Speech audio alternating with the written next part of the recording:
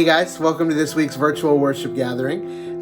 Happy November. I know for some of you, the day after Halloween constitutes Christmas time, and so you guys are well into getting the Christmas spirit going. I'll be honest, I'm not one of those. I'm one of those like no Christmas music, no Christmas anything till day after Thanksgiving humbugs, I guess, at this point. But whatever it is you're excited about, we want to be here to celebrate with you. And so we hope that you guys are healthy. We hope that you guys are safe. And we just want to welcome you as we kick off a new series. We really enjoyed the Politically Correct series that we just finished last week, right up until the election. And then now we're going to be moving into a series on thankfulness and gratitude. And so Pastor Steve is going to be starting us off with that this week. And so we're so glad that you guys are with us. God bless you guys, and we'll see you in MCs and hopefully in person soon.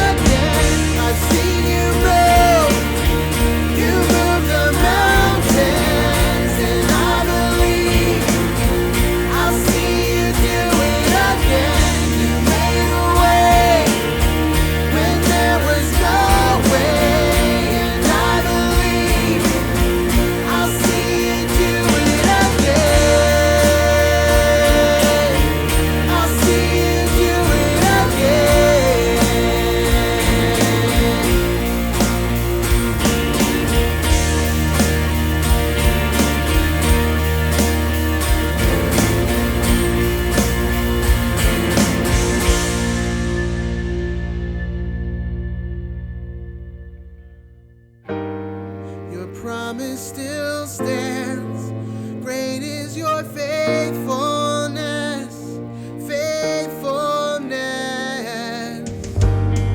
I'm still in your hands. This is my confidence. You never fail. Your promise still stands. Great is your faithfulness, faithfulness. I'm still in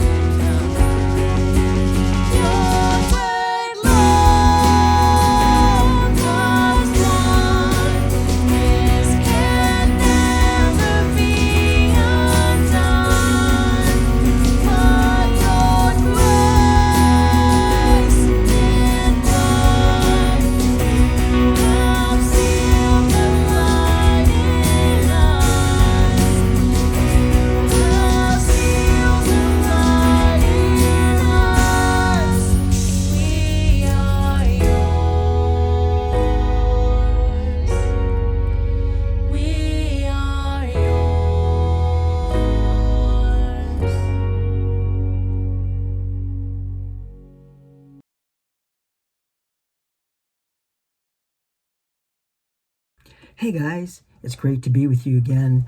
Today we begin a new series called Thankful. As we're heading towards Thanksgiving later this month and towards the end of 2020, aren't you glad about that one? Wow. Yeah, I can't think of a better way to end the month and head towards the new year than to sort of investigate what it means to be genuinely thankful. So we're going to begin by talking about this idea of what thankfulness is not. Okay, as I was preparing for this message, I came across a number of faulty ideas about what it meant to be thankful. Just a couple of them that I came across, maybe the most common ones, are this. One of the ideas was, I'm thankful, so God will give me more, right? Hey, if I just tell God how grateful I am for his blessings, I'm going to get more. And it's really a very self-serving, self-focused kind of thing, right? Start trying to manipulate God. I'll be thankful. He gives me more. It's all about me. The other thing I came across was really sort of the same thing about it's all about me. It says, God, I'm sort of thankful that I'm so great. Right? So it was the idea that, hey, God, thanks for blessing me with a strong work ethic so I can work so hard. Thanks for making me so determined that I don't give up. And maybe 99 other people of 100 give up, but not me. And that's because you gave that to me. And by thanking God, they really focusing on themselves. It's very self-focused, and it sort of minimizes God and really sort of elevates themselves. So what does it mean to be thankful? Well, let's tick around a couple of words used in the Bible that thankfulness comes from. So in the Old Testament, the word that's translated thankful is used about a little over 100 times, 102 times to be exact. The most common word that is translated thankful is the word yad. Okay? What that word means is to acknowledge what's right about God in praise and thanksgiving. So acknowledging what's right about God in praise and thanksgiving. That's the Old Testament sort of perspective on thanksgiving, being thankful. In the New Testament, the word thankful is used about 71 times. The most common word that's translated thankful is the word Eucharisto. It's really where you get the word Eucharist from. It comes from the Last Supper, where Jesus was breaking the bread and sharing the wine and sort of having the Last Supper, which was the first communion. So he's sort of having that, and the word for he gave thanks comes from that word. And how it's used in the New Testament, it says to show oneself grateful, to be thankful, and to give thanks. So to show oneself grateful, to be thankful, or to give thanks. So what I'd like to do is look at an example, a story, an account in the Bible that sort of demonstrates or shows what it means to be thankful and to have a genuine heart attitude of thankfulness towards God in this situation. So we're going to pick it up in Luke chapter 17. This is the account where Jesus heals 10 men who were lepers. Now, leprosy was a fatal, non-curable disease back in biblical times. If you got leprosy, you were going to die. Your body was slowly going to deteriorate and fall apart. And you had to be separated. They isolated you away from all the rest of the community. You're an outcast. If there was multiple people who had it, they would group together and sort of have a leper colony kind of thing. But they were all outcast. So the story picks up. Jesus is walking to Jerusalem, sort of through Samaria on one side and Galilee on the other side.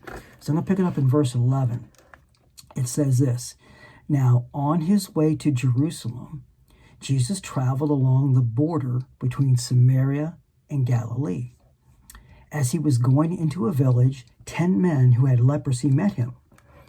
They stood at a distance and called out in a loud voice, because they couldn't come near, so they had to stay away and call in a loud voice, "Master, have pity on us." And when Jesus saw him, he said to them, "Go and show yourself to the priests." Now that's sort of weird, but what this was in the Old Testament, the prophecies were when Messiah came, he would heal people of leprosy.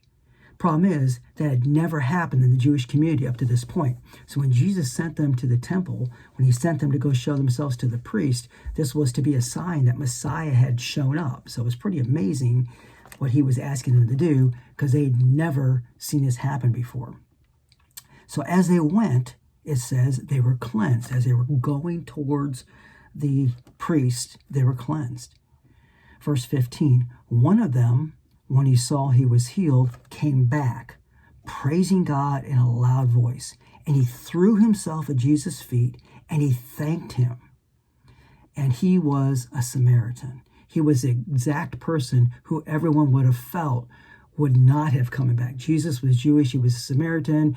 Just like the story of the Good Samaritan, there was all this ethnical, racial divide and conflict there. And they just felt that that would never happen. But it was this guy, the Samaritan, who came back. So Jesus asked, were not all 10 cleansed? Where's the other 9? Has no one returned to give praise to God except this foreigner? And then he said to him, rise and go. Your faith has made you well. So this is a pretty incredible story. And from this, there's just a couple of insights that I want to talk about that might help us understand what it means to have genuine thankfulness. The first insight is this. Genuine thankfulness is a heart attitude that leads to humble praise. So genuine thankfulness is a heart attitude that leads to humble praise. You notice this man, as he went away, when Jesus said, go show yourself to the priest, as he was leaving, and he realized he was healed of leprosy, it broke his heart. It gave him joy. He was overjoyed. It says he came back. He was sort of drawn to the source of his blessing, not just celebrate the blessing he received, but drawn to the source of his blessing. He was praising God. His heart attitude was praising God. He acknowledged God as the source of his blessing. And it says he threw himself down. He threw himself at Jesus' feet. It was an attitude of humility. He humbled himself and he thanked Jesus for the blessing he just received. And the question I have to ask myself as I read the story is, where does the attitude of my heart lead me? Does it lead me back to Jesus? Does it lead me back to the one who gave the blessing? Or am I going about my merry way, excited about the blessing I received and not going back to thank the one who blessed me in the first place? The second thing I see in this story is one of the insights we gain is that genuine thankfulness begins with who God is, not just how he's blessed us. Okay, genuine thankfulness begins with who God is and not just how he has blessed us. See, the 9, all 10 left, but 9 were just focused on their blessing. Man, they were pumped. They were excited. They're healed. They can go back to their families. They can go back to their communities. They can be accepted. They can go to the temple, all these things. They're focused on their blessing, but only one, the Samaritan, was focused on the giver of that blessing, on who God was. It says he went on his way and he was praising God in a loud voice, right? And he understood that it was God who blessed him and that the Messiah was here and that the Messiah had blessed him and he was going back to the source of that blessing. So the question I have to ask myself as I read this account is, am I more thankful for the blessings in my life or for the Lord who blessed me? Am I more thankful for the blessings in my life or the Lord who blessed me? Powerful questions that make me think about that. Genuine thankfulness is a heart attitude that leads to humble praise, and genuine thankfulness begins with who God is and not just how he's blessed us. So as I close this thing off tonight, I want to, rather than share a story of myself or my own words, I want to share a story from a man who knew very well what it meant to be thankful. As a matter of fact, he wrote most of the Psalms, and most of the Psalms that focused on thankfulness was written by King David. And he wrote this psalm. I just want to read it slowly and let his words sink in as we think about this idea about what does it mean to be thankful. It's Psalm 100. It's only 5 verses, but it's powerful. And I encourage you, go back this week and look up that Psalm 100 and read it over a couple times and think about this concept. What is David teaching us about what it means to be thankful? So in my Bible, under the Psalms 100, the little subtitle says, a psalm for giving grateful praise. So in verse 1 it says this, shout for joy to the Lord, all the earth. Worship the Lord with gladness. Come before him with joyful song. Can you sense the joy that sort of springs from a heart of genuine thankfulness?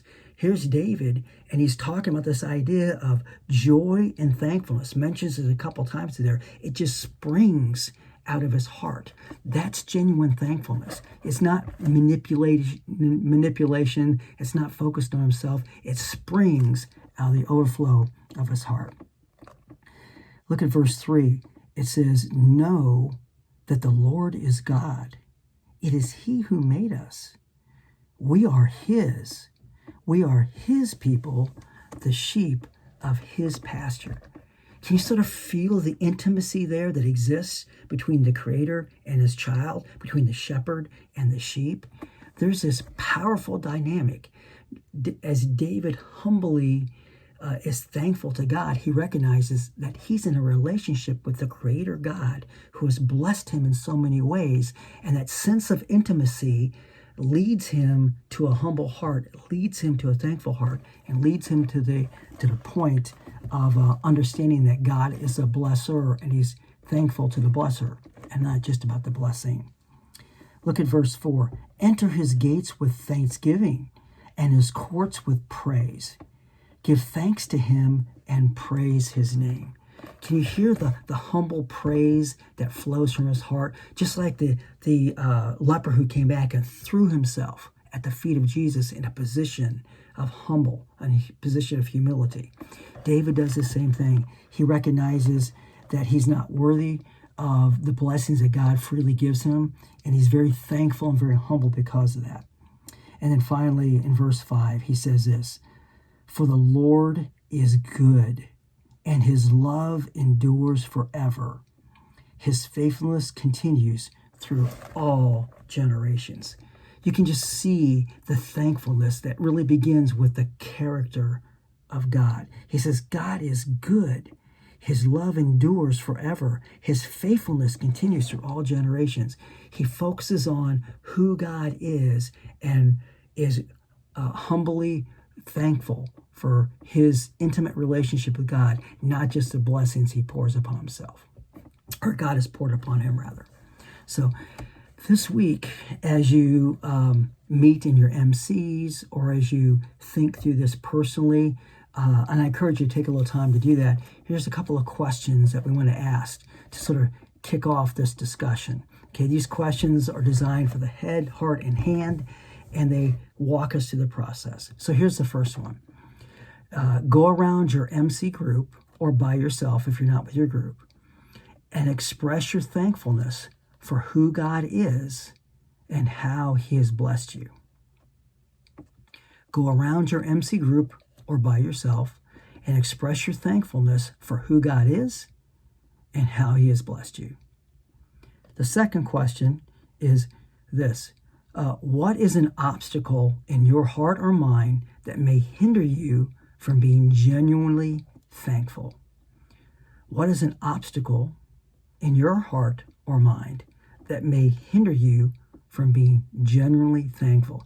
This one's a little painful maybe to go through. This one may hurt a little bit. I had to dig a little bit, but think about it. Is there something there? And if there is, can we name it? And then finally, the last one's really not much of a question. It's more of a challenge. It's be intentional this week about expressing to the Lord and to others genuine thankfulness for the blessing they are in your life. So be intentional this week about expressing to the Lord and to others genuine thankfulness for the blessing they are in your life. Well, guys, thank you for the opportunity just to sort of be together tonight, sort of kick off this new series and talk about the overall premise or the overall perspective of what it means to be thankful and what it means to be genuinely thankful for the blessings that God has given us and for who God is as a blesser. Thanks so much, guys. Love you so much. Miss you. Look forward to seeing you at our next in-person gathering if you're able to make it. Have a wonderful week. And remember, practice and try to experience genuine thankfulness this week. Good night, guys.